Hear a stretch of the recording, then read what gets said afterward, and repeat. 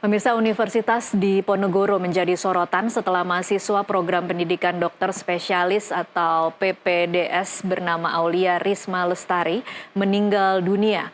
Aulia diduga meninggal karena perundungan oleh seniornya sehingga yang bersangkutan diduga mengakhiri hidupnya. Lebih mengguncang lagi karena Kementerian Kesehatan menengarai adanya praktik pemalakan oleh mahasiswa senior hingga puluhan juta rupiah. Untuk membahas teka-teki kematian Aulia, kami mengundang Kepala Biro Komunikasi dan Pelayanan Publik Kementerian Kesehatan Siti Nadia Tarmizi, kemudian Guru Besar Fakultas Kedokteran Universitas Diponegoro Zainal Mutakin, dan di studio bersama saya ada dokter spesialis kedokteran jiwa anak dan remaja Isa Multazam Nur. Saya akan sapa dulu. Selamat malam, Dokter Isa. Ya, selamat malam. Iya, terima kasih sudah hadir di studio dan juga selamat malam, Prof. Zainal. Selamat malam, Mbak Tasya. Iya. Selamat malam, Dr. Isa. Ya, selamat Terima malam, kasih Prof. Zainal sudah bersedia bergabung bersama NTV Prime. Saya langsung ke Prof. Zainal. Ini kan kemarin temuan investigasi yang sudah diserahkan oleh Kemenkes kepada pihak kepolisian menyatakan ada temuan pungli 20 hingga 40 juta per bulan, kemudian ada bukti surat dan rekaman suara almarhum. Apa tanggapan Anda dari pihak Undip, Prof? Ya, yang saya tidak mewakili pihak Undip, tapi saya orang Undip dan saya guru besar dan saya ada di kamar bedah selama 28 tahun di Rumah Sakit Dr. Karyadi. Jadi saya setiap hari pekerjaan saya berhubungan dengan PPDS bedah, dengan dokter-dokter spesialis anestesi dan PPDS anestesi, begitu, Mbak. Baik. Oke, saya mulai dari begini deh, Prof. Ketika kemudian ada kasus seorang dokter ditemukan diduga bunuh diri, kemudian publik belakangan mengetahui bahwa ada dugaan depresi yang terjadi pada dokter ini.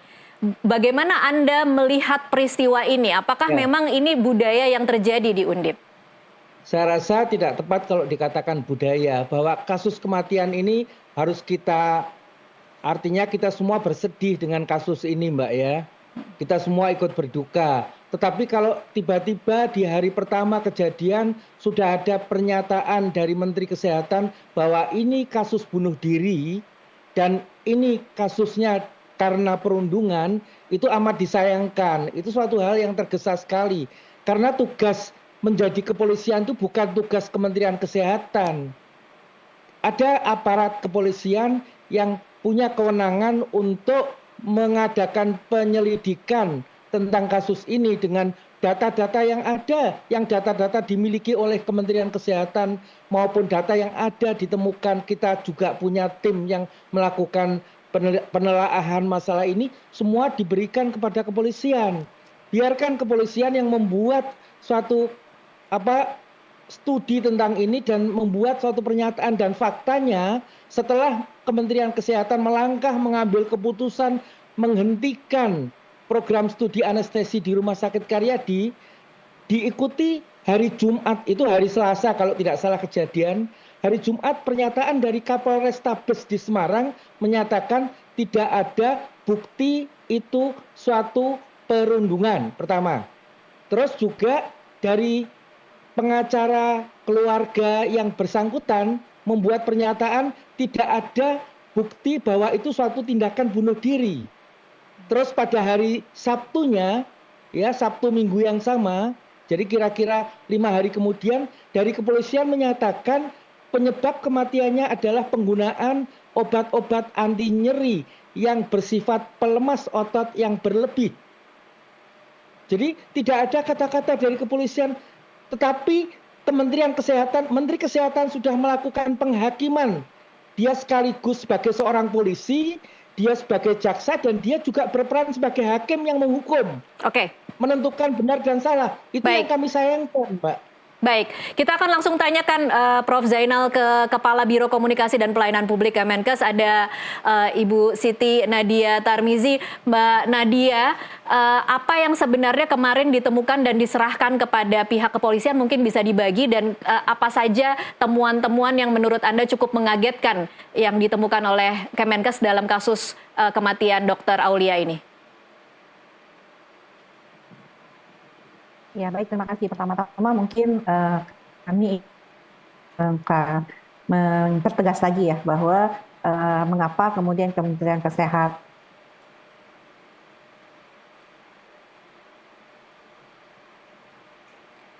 Halo Mbak Nadia, ini tampaknya ada gangguan audio dalam sambungan Zoom kita. Mbak Nadia masih bisa mendengar suara kami Dan di studio? Halo, selamat malam Mbak masih Nadia. Masih bisa ya? Mungkin bisa suara saya diulangi tidak sekali lagi terdengar? karena tadi tidak terdengar Mbak Nadia. Masih. Iya, silakan Mbak Nadia.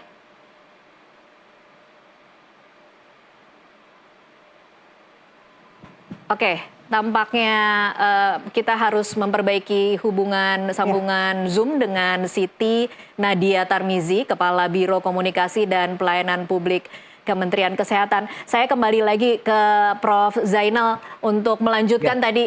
Anda merasa bahwa Kementerian Kesehatan melampaui tugas dan fungsinya, kemudian melakukan penghakiman. Silakan dilanjutkan, Prof. Zainal. Iya, jadi artinya kalau itu suatu kedugaan bunuh diri adalah kematian tidak wajar.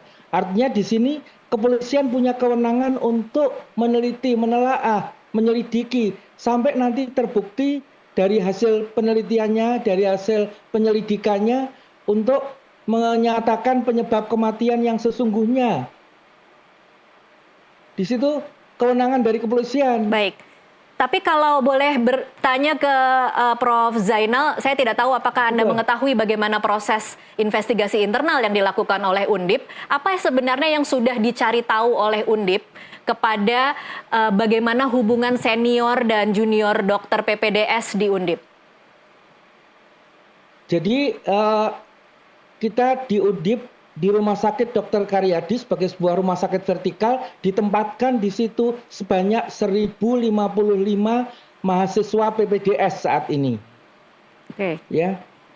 Dan terkait dengan program atau proses pembelajaran dan pendidikan itu setiap departemen akan punya kekhasannya masing-masing. Kekhasannya maksudnya Ya. seperti apa tuh, Prof? Jadi contohnya begini, kamar bedah bagian departemen anestesi, bagian anestesi itu hampir 100% kegiatannya adalah membantu dokter bedah untuk membius pasien. Dan Ya. itu hanya terjadi di kamar bedah, bukan di bangsal pasien. Jadi ada 84 PPDS anestesi itu hidupnya 24 jam satu hari itu ada di kamar bedah. Dan itu sesuatu yang Beda wajar ya, dengan 24 jam di ya, kamar bedah itu sesuatu yang wajar, betul. Prof. Oke. Pertama harusnya ada jeda waktu istirahat. Tetapi kita harus tahu juga bahwa kebijakan rumah sakit vertikal yang ada di Semarang, Rumah Sakit Dr. Karyadi itu menerapkan jam operasional kamar bedah ya, itu 24 jam. Itu ada surat edaran dari Direktur Rumah Sakit Dr. Karyadi pada tahun 2021 bulan September, Mbak. Baik. Jadi kamar bedah itu dibuka. Kenapa ini terjadi? Karena tuntutan dari Kementerian Kesehatan agar rumah sakit vertikal ini meningkatkan revenue penghasilannya setiap tahun. Demi mengejar itu kita tahu semua bahwa income rumah sakit terbesar adalah dari kamar bedah. Oke, saya langsung kita coba tanyakan lagi ke Ibu Siti Nadia Tarmizi. Mbak Nadia masih bisa mendengar suara kami sekarang, Mbak? Iya, aman. Mohon maaf Aman ya. tadi Mungkin tadi bisa mendengar komentar terakhir dari Prof. Zainal, bisa silakan dikomentari dan juga dijelaskan untuk investigasi yang sudah diserahkan kepada pihak kepolisian. Iya, jadi mungkin sedikit ya, kami menyampaikan dari 541 laporan perundungan, itu 220-nya itu ada di Rumah Sakit Vertikal Kementerian Kesehatan. Oleh karena itulah kita berkomitmen dan menegaskan, jangan sampai kemudian praktek pendidikan dokter spesialis yang terjadi di wahana pendidikannya Rumah Sakit Vertikal Kementerian Kesehatan itu seolah-olah Kementerian Kesehatan berdiam diri dan kemudian tidak melakukan upaya pencegahan perundungan ini. Dan itu menjadi salah satu komitmen kami mengapa kemudian dalam kejadian almarhumah kami berusaha untuk mencari dan memastikan tidak ada perundungan yang mungkin berkontribusi terhadap pencetus daripada kematian almarhumah. Nah, dari data yang kami sudah lakukan selama 2 minggu lebih ini, kita mendapatkan beberapa tentunya informasi baik itu dari keluarga, kemudian dari para junior maupun teman angkatan almarhumah maupun senior juga tenaga kesehatan serta jajaran direksi dari Rumah Sakit Karyadi. Di sana kami sudah memberikan ya beberapa informasi-informasi ini termasuk temuan mengenai adanya iuran yang harus dikumpulkan kurang lebih 20 sampai 40 juta per bulan ya, tergantung dari jumlah kebutuhan per bulan tersebut. Dan itu kita berharap bahwa polisi dapat melakukan penilaian karena kan memang kalau soal penyelidikan atau penyidikan itu memang ranahnya polisi. Kami ini hanya kemudian melakukan investigasi yang nanti ujungnya hanya berupa sanksi ya, artinya bukan pidana ataupun perdata. Jadi ini yang mungkin kita lakukan dan kita tunggu selangkah berikutnya karena kepolisian saat ini juga kita ketahui sudah mengatakan akan mengkaji lebih lanjut. Nah, mengenai jam kerja mungkin sedikit tanggapannya, Mbak, bahwa sebenarnya kan menjadi beban daripada sebuah pelayanan itu adalah dokter ya, tentunya dokter yang menjadi dokter penanggung jawab daripada misalnya sebuah layanan atau misalnya sebuah operasionalnya dari kamar bedah. Nah, sebenarnya kalau memang SDM-nya terbatas, kemudian juga ini tidak memungkinkan untuk dilakukan, ini harusnya bisa dibicarakan internal dengan jajaran direksi ya. Artinya kami selama ini kan tidak pernah menghitung berapa jumlah apakah dokter spesialis, maksud saya peserta pendidikan dokter spesialis itu menjadi tenaga kerja yang bekerja di rumah sakit. Mereka kan kita tetap melihat mereka sebagai peserta pendidikan di Rumah Sakit Karyadi. Jadi bukan sebagai pekerja. Jadi harusnya dalam perhitungan tersebut diperhitungkan dan ini juga harusnya menurut saya harus dibicarakan dengan pihak manajemen. Kalau memang jumlah SDM terbatas ya tidak dilakukan operasi ataupun pembukaan kamar bedah sampai 24 jam. Jadi Mbak Nadia mau mengatakan bahwa tuntutan dari yang tadi dikatakan oleh Prof. Zainal, ada tuntutan untuk menaikkan revenue dan kemudian harus datang dari kamar bedah itu seharusnya tidak berimbas pada jam kerja yang 24 jam tanpa break itu? Ya, artinya pada waktu kita menentukan berapa jumlah operasi yang bisa kita lakukan, berapa jumlah kamar operasi, berapa jumlah tenaga anestesi, kemudian berapa jumlah operator, berapa jumlah perawat bedah yang akan mendampingi, karena kan itu satu tim ya. Itu juga saya rasa diperhitungkan kan dalam mengoperasionalkan kamar bedah. Baik, itu. Prof. Zainal mungkin mau menambahkan. Ya, betul Bu. Jadi kita lihat fakta yang ada saja, bahwa rumah sakit vertikal Rumah Sakit Dr. Karyadi ini punya total ada 22 kamar bedah. Ya. Di antaranya ada 16 itu yang kamar bedah elektif rutin programnya. Dengan jumlah total operasi setiap harinya antara 120 sampai 140 program operasi. Rumah Sakit Dr. Karyadi punya dokter spesialis anestesi tetap itu sebanyak 18 orang. Coba bisa dibayangkan bahwa tidak mungkin ke-18 dokter spesialis anestesi itu bekerja menyelesaikan ke 120 sampai 140 operasi itu tanpa dibantu, didampingi oleh PPDS. Kenapa demikian? Karena memang PPDS itu pada tahapan tertentu mereka diperbolehkan. Pada tahapan mandiri itu mereka dengan supervisi ya dari satu ruangan di 2-3 ruangan kamar bedah di supervisi seorang spesialis anestesi, mereka bisa mandiri dengan pengawasan sesuai dengan kompetensinya, tergantung jenis operasinya juga. Artinya PPDS itu bekerja di situ menyelesaikan sebagai salah satu faktor bagaimana bisa berjalannya pelayanan di Rumah Sakit Vertikal Dr. Karyadi tidak akan berjalan, tidak terlaksana jumlah operasi itu kalau tanpa PPDS. Oke, load kerjanya berarti memang sebanyak itu dan seberat itu ya Prof. Zainal. Tapi kalau saya bisa ceritakan, saya spesialis bedah saraf. Di bagian bedah saraf, operasi bisa berakhir setiap harinya itu jam 02 sampai jam 03 malam. Dan jam 7 pagi kita sudah mulai lagi program keesokan harinya. Baik. Baik, beban kerjanya begitu berat, tapi kemudian ada temuan bahwa harus ada iuran 20 sampai 40 juta. Silakan ini Prof Zainal mungkin bisa menjawab. Apa Boleh. benar bahwa Ya. junior itu disuruh mengumpulkan Ya. uang 20-40 Oke. juta untuk senior? Ya, karena penjelasannya butuh waktu, saya sampaikan bahwa bagian anestesi itu ada 84 PPDS, mereka mulai semester kedua ke atas tidak mungkin meninggalkan kamar bedah. Jadi hanya semester pertama itu yang kita sebut sebagai mahasiswa PMKDU. Mata kuliah dasar umum, mereka kerjanya tidak terkait sama pasien. Iya. Mereka bekerja untuk belajar ilmu anestesi dasar, belajar ilmu-ilmu lain terkait dengan sebagai seorang peneliti, ya metodologi penelitian dan sebagainya, sehingga mereka leluasa waktunya. Jadi di bagian anestesi itu mereka sepakat dari ke 84 orang PPDS itu ya sudah punya kesepakatan bahwa karena mereka tidak bisa meninggalkan shift pekerjaan mereka di kamar bedah. Contohnya, saya operator, saya selesai operasi, saya bisa pergi ke resto dekat kafetaria untuk makan. Dokter anestesi harus bertugas membangunkan pasien. Saat Prof, pasien sudah bangun, baik. diawasi, kemudian shift operasi berikutnya oleh dokter bedah yang lain jalan lagi. Baik, hubungannya dengan 20-40 juta per bulan Betul. itu apa, Prof? Nah, jadi untuk mengelola makanan yang siang dan malam, siang itu disediakan rumah sakit, jumlahnya tidak memenuhi, tidak mencukupi, yang malam itu full mereka sendiri. Sehingga untuk mengatur makan ini, mereka sepakat untuk ke 84 PPDS yang senior itu tugas itu dibebankan kepada mereka 10 orang PPDS yang semester 1. Hanya selama 1 semester.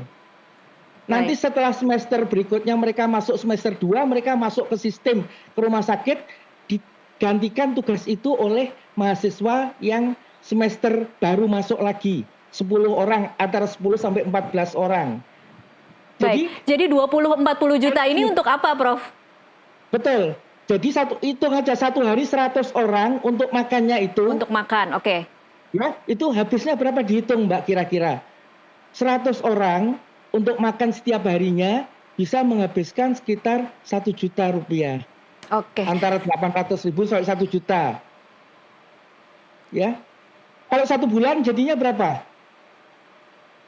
30 juta.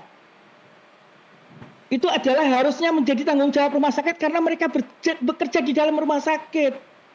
Karena rumah sakit tidak memberikan itu, akhirnya diatur suatu sistem kerjasama. Mereka semua sepakat di Departemen Anestesi bahwa dibebankan kepada yang PPDS 1 angkatan 10 orang itu hanya 1 semester. Nanti setelah itu mereka itu seperti menabung uang itu untuk selama 9 semester, 7 semester berikutnya. Mereka tidak iuran lagi untuk makan yang mereka dapatkan selama itu. Jadi itu adalah uang yang nantinya habis untuk kepentingan makan mereka sendiri juga, selama 5 tahun. Baik. PPDS sendiri bukan untuk seniornya, karena seniornya dapat dari rumah sakit full spesialisnya. Oke, baik. Kita masih harus jeda dulu, Prof Zainal dan Mbak Nadia. Nanti kita akan lanjutkan di segmen selanjutnya. Pemirsa tetaplah bersama NTV Prime.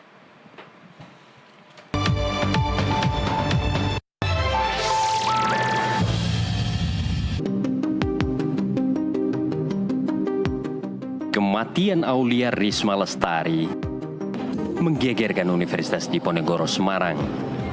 Teka-tekinya coba disingkap Kementerian Kesehatan.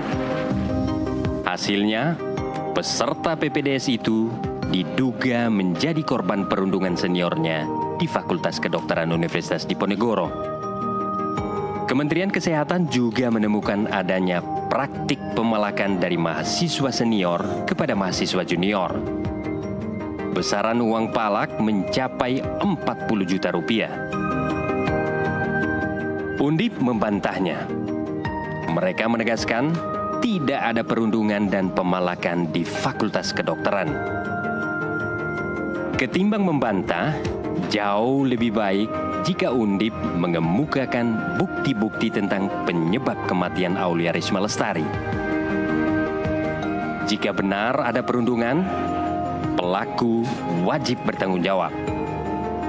Sebab selamanya di dunia beradab ini, tidak ada yang setara dengan satu nyawa. Dari Semarang, Jawa Tengah, tim jurnalis NTV melaporkan.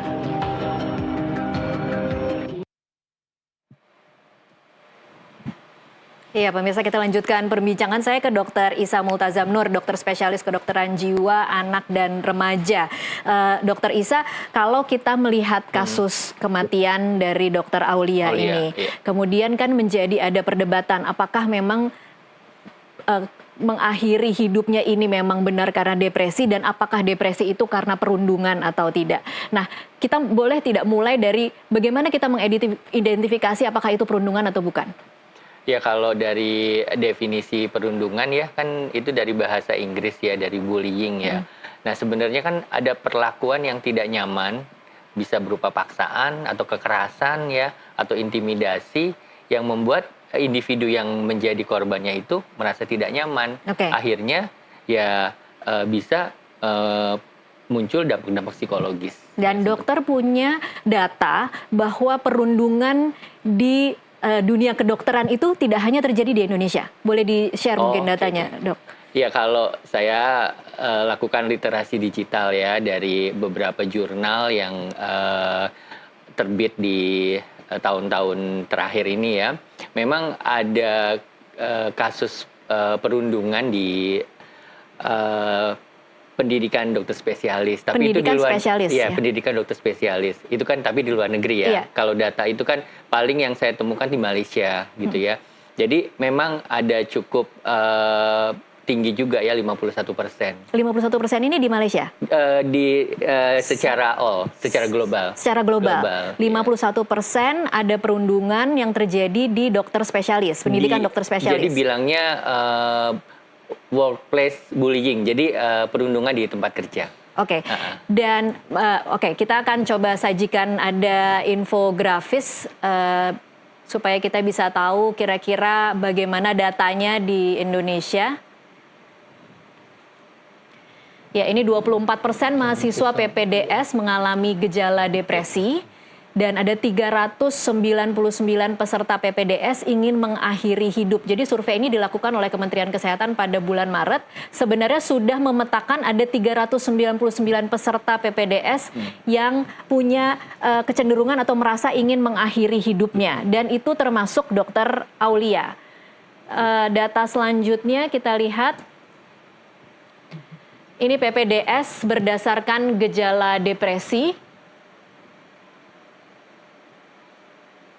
Ada yang ada gejalanya, kemudian ada yang tidak ada gejalanya. Nanti mungkin saya akan tanyakan ke Dokter Isa ya.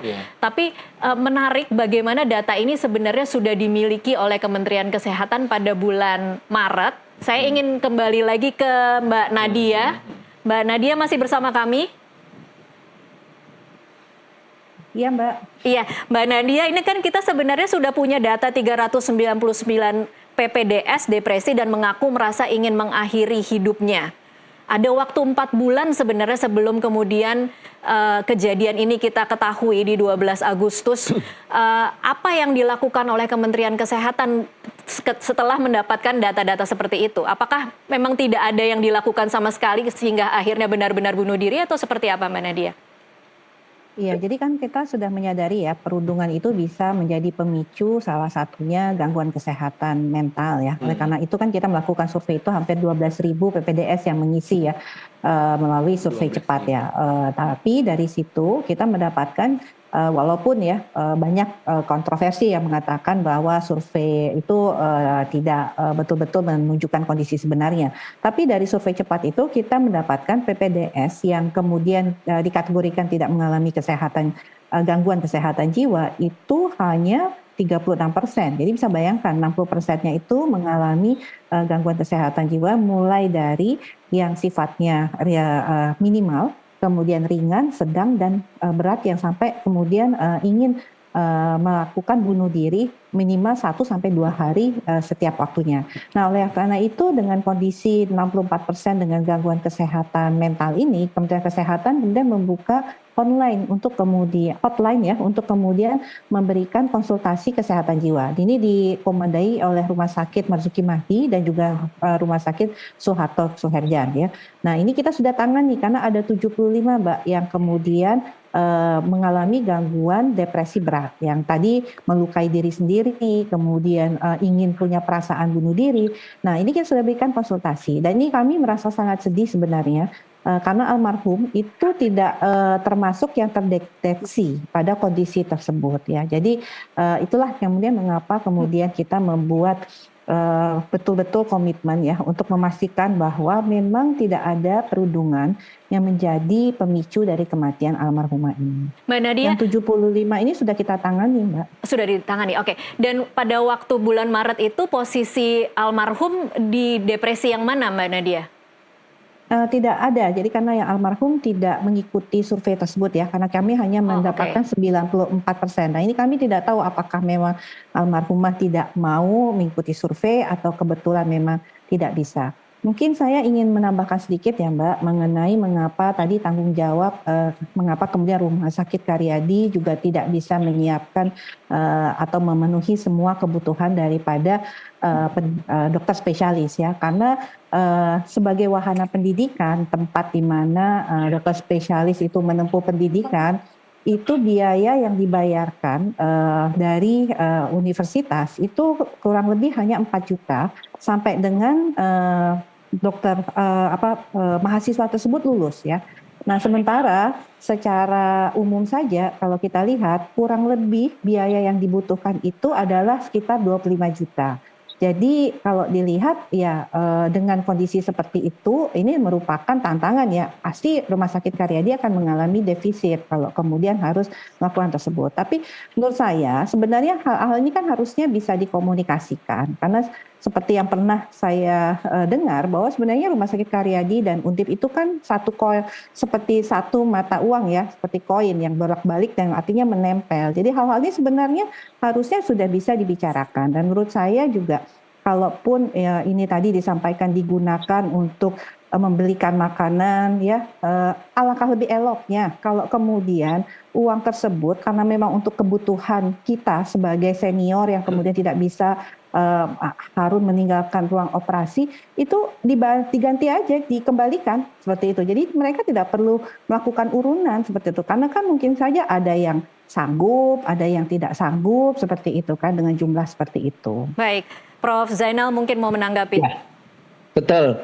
Jadi ada sedikit miss gini ya, bahwa mereka yang semester 1 itu nanti mendapatkan uang itu kembali sebagai makanan yang dia terima di rumah sakit selama 7 semester berikutnya sampai selesai. Ini semacam investasi berarti ya Prof. Zainal, dibayar sekarang kemudian dituai berikutnya begitu ya? Betul, itu kesepakatan yang mereka semuanya menerima baik PPDS yang junior maupun senior seperti itu. Oke, baik. Prof. Zainal, saya ingin komentar Anda soal bahwa ada data 399 PPDS itu mengaku depresi dan mengaku merasa ingin mengakhiri hidupnya. Nah, dari pihak kampus tuh seperti apa ketika melihat ada data seperti ini, Prof?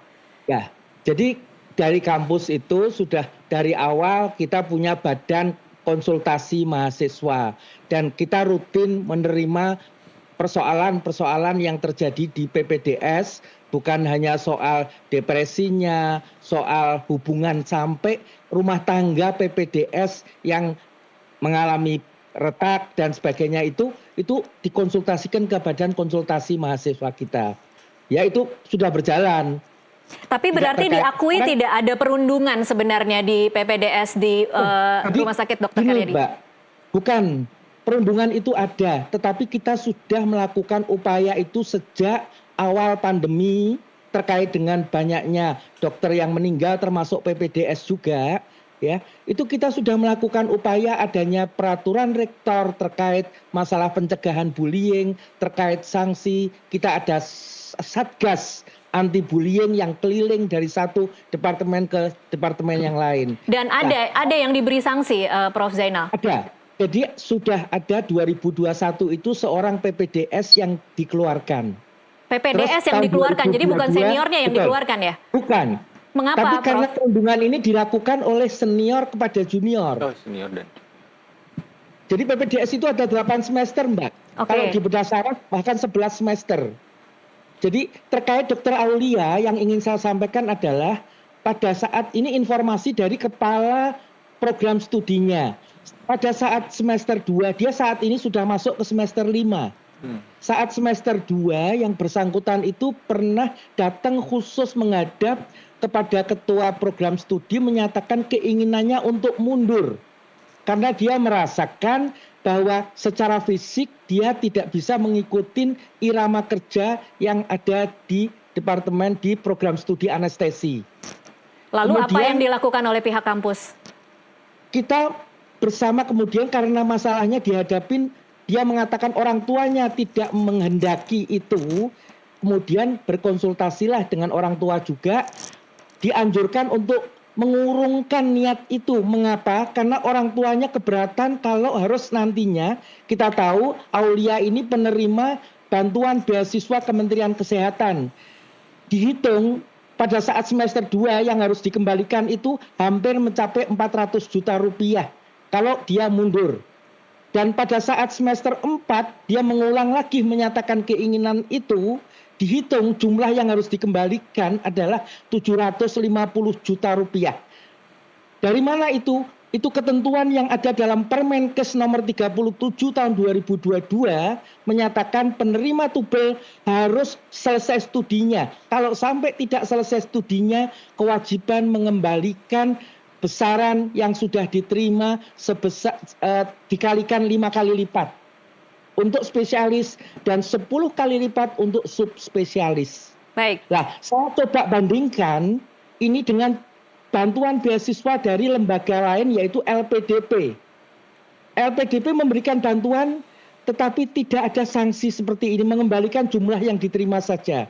Nah, untuk diketahui dari 1055 mahasiswa PPDS Undip ada 109 penerima beasiswa Kementerian Kesehatan. Jadi rata-rata di atas 10% lebih penerima itu. Baik. Dan ini bisa jadi konflik pada orang tua terkait dia keinginan mundur. Dan salah satu penyebab kalaupun dia depresi, ini betul-betul membuat depresi berat pada yang bersangkutan. Karena ketidakmampuan keluarga maupun orang tua untuk mengembalikan uang, di sisi lain yang bersangkutan tidak sanggup melanjutkan.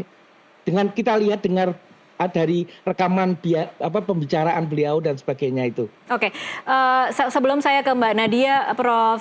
Zainal, kalau kemudian ada yang menilai bahwa Undip ketika terjadi kasus ini cenderung menutup-nutupi, cenderung denial, cenderung tidak mau mengakui bahwa ada budaya perundungan, apa komentar Anda? Ya. Itu tidak benar. Kita terbuka 100% baik di fakultas maupun di universitas. Kita sudah meminta siapapun baik kepolisian maupun pihak manapun silahkan. PPDS kita bisa dipanggil, bisa diwawancara kapan saja. Kita sudah mendorong PPDS untuk open karena kita sebagai suatu institusi tidak menghendaki adanya peristiwa perundungan. Apalagi akhir-akhir ini muncul dikaitkan perundungan di bidang seksual. Itu memalukan sekali kalau sampai ada seorang peserta didik di Undip maupun seorang dosen yang melakukan itu, dia tidak boleh ada tempat, tidak punya tempat di Undip, Mbak. Oke. Kalau sampai ada yang melakukan itu. Baik. Ya. Mbak Nadia Kita mungkin mau terbuka, mengomentari. silakan. Iya. Mbak Nadia silahkan dikomentari, diberi tanggapan. Iya, yang pertama apapun juga kalau menurut saya ya satu mengenai adanya iuran di luar dari beban biaya yang walaupun nanti tadi disampaikan seperti investasi ya, tapi menurut saya ini tidak boleh kita lakukan karena seperti akan melanggengkan. Ini akan jadi turun-temurun, akan menjadi ke juniornya lagi. Jadi oh saya juga mengalami hal sama, jadi kamu junior lakukan. Nah, itu junior saya. Ini yang harus menurut saya harus kita selesaikan. Baik. Dan diselesaikan ini kita bicarakan secara baik-baik ya. Jadi menurut saya apapun juga kita ingin mendapatkan yang terbaik, jangan sampai potensi-potensi daripada model-model perundungan ini mungkin tadi awalnya hanya memberi makan gitu ya, tapi kemudian oh ya tolong dong fotokopi dan sebagainya. Nah akhirnya bertambah gitu. Itu saja mungkin. Soal beasiswa yang kemudian menjadi seolah-olah mencekik ketika seseorang ingin mundur, Mbak Nadia? Ya sebenarnya ini kalau memang ada keinginan untuk mundur, ini kan bisa disampaikan kepada Kementerian Kesehatan dan kita kan ada prosedur ya, ada misalnya pemeriksaan kesehatan namanya itu, bahkan seorang pegawai negeri saja itu kalau memang dia punya permasalahan kesehatan sehingga dia tidak mampu lagi untuk bekerja secara rutin, itu ada prosedurnya. Ini juga ada prosedurnya juga. Jadi kalaupun mundur memang dengan alasan kesehatan, akan ada tim pemeriksa kesehatan. Tapi tetap harus bayar sebesar itu ya Mbak Nadia?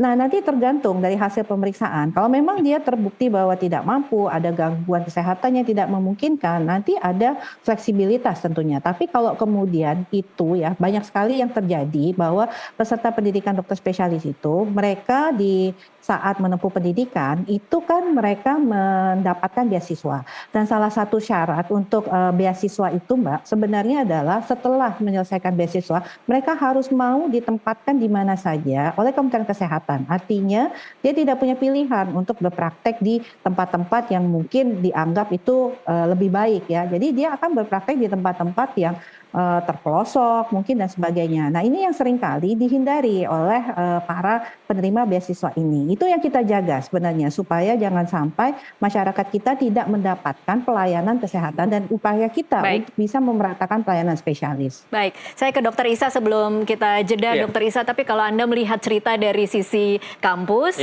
kemudian dengar juga cerita dari sisi Kementerian Kesehatan, kita tahu bahwa ada data di bulan Maret, ada waktu sebenarnya 4 bulan untuk mengantisipasi karena itu angka yang cukup mengejutkan untuk kita tahu bahwa dokter-dokter kita ternyata dalam kondisi depresi. Apa yang sebenarnya seharusnya dilakukan dalam rentang waktu itu, Dok? Iya, kalau ngelihat dari data tadi kan sebenarnya sudah ada warning ya, artinya mungkin dilakukan semacam awalnya screening dulu ya, atau asesmen awal gitu yang ternyata ada skor ke arah depresi atau gejala-gejala depresi. Dan ini kan sebenarnya menjadi PR juga untuk kedepannya memang asesmen kesehatan jiwa itu perlu dilakukan di dalam periode perjalanan pendidikannya gitu. Jadi, tapi kan tidak sekedar asesmen ya Dok. Ketika asesmen itu hasilnya sudah ada, sanggup tidak kemudian baik kampus ataupun kemudian rumah sakit yang seharusnya mengobati orang lain, tetapi ternyata tenaga-tenaga kesehatannya pun sedang menderita kesehatan mental begitu. Ya artinya kan dijumpai ada yang mahasiswa atau peserta didiknya tidak baik-baik saja. Nah ini kan sebenarnya harus menjadi ditanggapi dengan mungkin perlu pengobatan ya, atau mungkin perlu konsultasi secara psikologis ya. Jadi ya itu memang jangan sampai ya nanti berdampaknya lebih parah begitu. Nah yang menarik di sini kan sebenarnya ya saya sebagai seorang dokter kan juga harus menghargai investigasi dari pemerintah yang lagi melakukan apa sih penyebabnya begitu ya. Dan itu kalau yang tadi ada dugaan perundungan atau mungkin jadi ke arah bunuh diri gitu ya. Ya ini kalau dari data di luar negeri ya bisa saja ya setiap peserta didik itu bisa melakukan atau mengalami depresi karena perundungan yang malah tinggi tuh dari seniornya, dari senior residennya gitu. Nomor 1 ya. Dan itu tentunya ya tadi artinya si penyebab stresnya itu harus dicari tahu baru kemudian gitu. Itu bisa diperbaiki karena kalau enggak kan nanti burnout. Kalau udah burnout, kelelahan psikologis, nggak bisa kerja, ya tentu nggak bisa menjadi profesional membantu masyarakat. Nggak bisa menjadi tenaga kesehatan yang baik untuk orang lain. Baik, kita break dulu, kita akan kembali usai jeda. Pemirsa tetaplah bersama kami.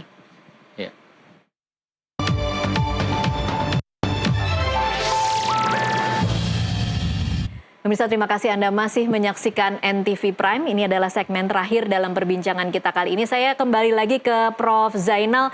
Prof. Zainal, kira-kira apa langkah Undip setelah ini? Saya tahu kemarin Anda mengadakan semacam apel aksi simpatik dari mahasiswa dan dosen. Kira-kira setelah ini apakah PPDS akan dibuka lagi, kapan dan akan seperti apa perbaikannya, Prof. Zainal? Ya, jadi terkait kemarin itu kan penutupan PPDS, kegiatan PPDS. Kalau soal PPDS-nya itu bukan punya Kementerian Kesehatan, ya. Sesuai undang-undang itu punya Kementerian Mendikbudristek dan Undip. Pendidikan. Jadi pendidikan yang terjadi di Rumah Sakit Karyadi yang dihentikan, dan itu sesuatu yang berakibat buruk karena 84 PPDS ini saat ini dialihkan ke rumah sakit milik Undip sendiri, ya. Jadi itu akan disayangkan sekali karena proses pendidikan itu menjadi terganggu. Baik. Jadi itu harus secepatnya. Terus hal lain yang ingin tadi Bu Nadia betul menyinggung bahwa pungutan-pungutan itu bisa saja disalahgunakan nantinya. Jadi sebenarnya terkait pungutan ini itu sejak bulan Mei tahun ini 2024, sebelum kasus kematian Dr. Aulia ini, itu dari pihak Rektor Undip sudah membuat suatu peraturan diberlakukan untuk semua program studi, ya, khususnya PPDS ini tidak boleh ada pungutan melebihi sejumlah Rp300.000 setiap bulan untuk kepentingan-kepentingan tersebut. Baik. Yang pemenuhan kebutuhan pekerjaan sehari-hari dan sebagainya. Terus bahwa yang namanya bullying itu adalah musuh kita bersama. Kita tidak menghendaki adanya bullying termasuk dalam proses pendidikan di Undip. Yang harus kita sadari, bullying ini adalah perbuatan individu atau kelompok individu, bukan perbuatan institusi. Bukan tradisi ya, Prof. Zainal, karena kemudian di luar berkembang narasi seolah-olah kalau mau jadi dokter spesialis harus seperti itu memang caranya. Ya. Kita tahu bahwa tadi informasi dari Dr. Isa terkait bullying ini kan terjadi. Rata-rata di bullying itu terjadi di tempat di mana proses pembelajaran itu menggunakan sistem mentoring dari senior kepada junior. Baik di luar negeri, di Indonesia. Kita tahu di semua program pendidikan yang dimiliki oleh instansi seperti STPDN, ya, di Akpol kalau kita bisa bilang, di Akmil itu pernah atau bukan tidak mungkin di sana terjadi juga. Dan apakah kalau terjadi di STPDN terus STPDN-nya ditutup, Akpolnya ditutup? Kan tidak. Itu perbuatan individu yang bersangkutan harus kita cari sampai ketemu dan harus bertanggung jawab dihukum gitu. Kalau nanti kemudian akhirnya ditemukan memang ada terjadi bullying, Undip bersedia untuk memberikan sanksi, Prof. Itu harus, karena kewajiban kita, komitmen kita untuk melawan bullying supaya tidak terulang lagi, tidak terjadi lagi. Baik. Kalau ditemukan, tapi jangan sampai terjadi penghakiman dan apalagi yang dihukum itu dibebankan hukuman itu kepada institusi. Oke. Ini perbuatan perorangan. Baik. Itu. Baik. Terima kasih. Baik, Mbak Nadia, kira-kira apa langkah Kementerian Kesehatan setelah menyerahkan hasil investigasi kepada kepolisian? Akan memberi sangsikah? Siapakah yang kemudian harus bertanggung jawab? Ya, tentunya Kementerian Kesehatan kan kita punya rujukan ya, instruksi Menteri Kesehatan terkait komitmen penanganan perundungan yang terjadi di instansi Kementerian Kesehatan ya. Jadi nanti tentunya kami sampaikan tadi ya bahwa ada sanksi kalau memang ini terbukti bahwa termasuk kategori perundungan.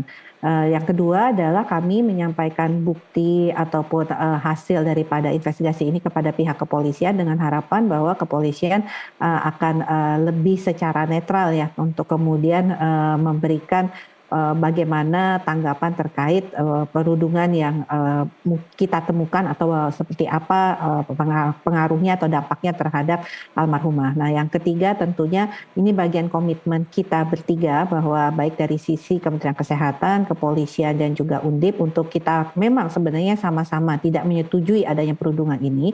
Tentunya kita harus secara legowo dan terbuka kalau memang hasil-hasil investigasi ini mungkin ada yang sesuai atau tidak sesuai dengan kita. Tapi pada prinsipnya adalah kita akan menindaklanjuti. Tadi kembali lagi ya, saya tegaskan lagi bahwa kita tidak mau bahwa instansi Kementerian Kesehatan itu dianggap sebagai suatu instansi yang kemudian itu melanggengkan atau melakukan pembiaran terhadap perundungan yang terjadi. Karena bagaimanapun juga mereka itu wahana pendidikannya kan tidak di universitas, bukan di fakultas kedokterannya, tapi di rumah sakit Karyadi. Mereka praktek di kamar operasinya Rumah Sakit Karyadi. Nah, kalau perundungan terjadi di situ, itu kan akhirnya akan merupakan suatu hal yang tidak baik untuk Kementerian Kesehatan. Nah, ini mohon untuk bisa dipahami kita semua seperti itu. Baik. Terakhir, Dokter Isa, kalau dari Anda sendiri catatannya atau kemudian mungkin biar publik kemudian bisa belajar dari kasus ini. Ketika kemudian ada orang-orang di sekitar kita yang terlihat depresi atau kemudian menunjukkan gejala-gejala seperti ingin mengakhiri hidupnya, apa yang bisa dilakukan oleh orang itu dan apa yang bisa dilakukan lingkungan sekitarnya untuk membantu mencegah? Ya sebenarnya kan yang paling penting adalah support sistemnya ya. Kalau dari keluarga atau dari masyarakat atau dari peer groupnya, teman-teman peserta didiknya sudah melihat ada, udah memitigasi ada kejadian-kejadian yang kok kayaknya ke arah depresi, ke arah cemas gitu. Itu kan bisa dilaporkan kepada guru atau mentoringnya gitu ya, atau kepada kakak kelas ya. Cuma ya memang kebanyakan bullying di kedokteran itu kan verbal. Bullying verbal dan seringkali silent, tidak mau speak up karena nggak enak, karena senioritas itu ya. Dan itu juga yang memang menjadi PR kita bersama untuk supaya berani fight stigma gitu, laporkan begitu ya, anti stigma tadi gitu ya terhadap bullying ini, karena dampaknya nanti ke arah kualitas pekerjaannya. Kita mau membantu, tapi kita sendiri burn out gitu, nggak baik-baik saja gitu. Jadi artinya perlunya asesmen. Jadi dalam program pendidikan spesialis memang pentingnya kesehatan jiwa itu dimonitoring per 6 bulan. Jadi dalam per semester atau mungkin 1 tahun pendidikan itu harus di screening, yaitu bullyingnya, yaitu stresnya, atau malah ide-ide suicide gitu, atau mau bunuh diri. Dan itu seharusnya jadi tanggung jawab kampus atau siapa? Ya itu kita bersama. Kita bersama. Oke. Dan kemudian hasilnya tidak boleh kemudian dianggap sebagai data saja, tetapi harus ada tindak lanjut. Ada tindak lanjutnya. Oke, baik. Terima kasih Dokter Isa, Mbak Nadia Tarmizi, dan juga Prof. Zainal Mutakin untuk waktunya bersama kami di NTV Prime. Terima kasih Mbak Tasya. Terima kasih. Dan pemirsa, demikianlah NTV Prime untuk saat ini. Terima kasih atas perhatian Anda dan sampai jumpa.